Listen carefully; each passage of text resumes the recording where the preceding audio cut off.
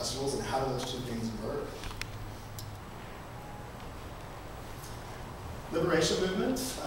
Grant, a resurrector here, started heavyweight dub champion and has had some major awakenings in his own work and started to shift now into kind of global musical experience where they're pulling in tube and throat singers, Icaros from South America, a variety of different instruments that they're creating themselves. And seeing again how that plays out in a personal story but also on a global scale as well. Reconnecting humanity. Viktor Frankl, Man's Search for Meaning, he had a vision of statue of responsibility. For us to have liberty, he thought, we needed to have a bookend, and that had to have responsibility for one another to actually have liberty. So this is underway. They're trying to raise the money now, and this will be sitting off the coast of San Diego, a 300-foot statue, the one on the left here with the two hands.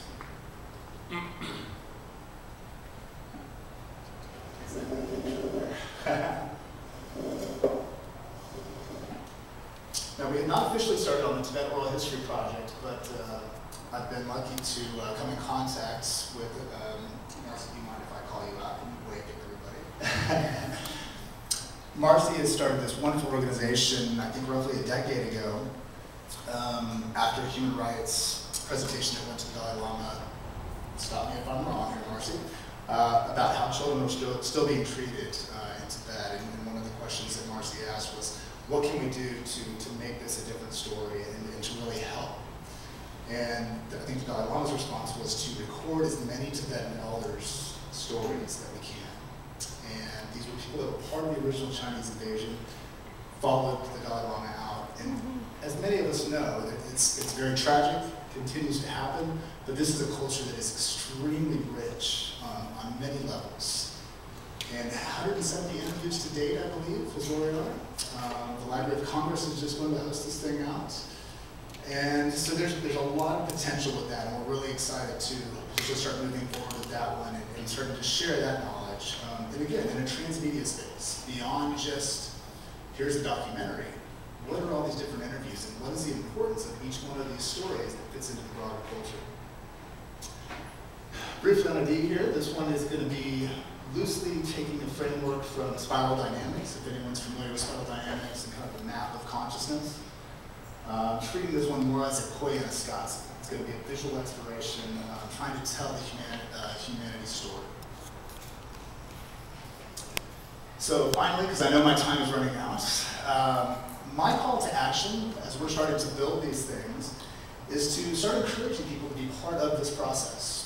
Once we start putting our media out there, we want people to get activated. We want them to go out and see what's important to them from this story. How do they utilize that? How do they put that into a new context, reference it to something else, find new importance in it, and share it with the world?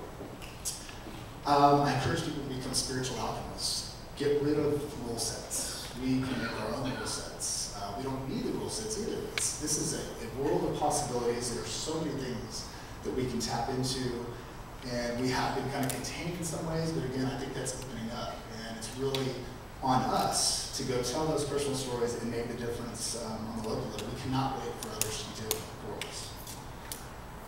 And beyond that, I think that's kind of it. I really hope to connect with all of you, and we'll have our Mythify site up probably in 2 months.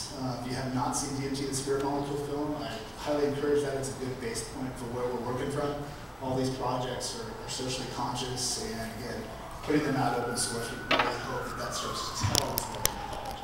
So, thank you guys very much. I appreciate your time.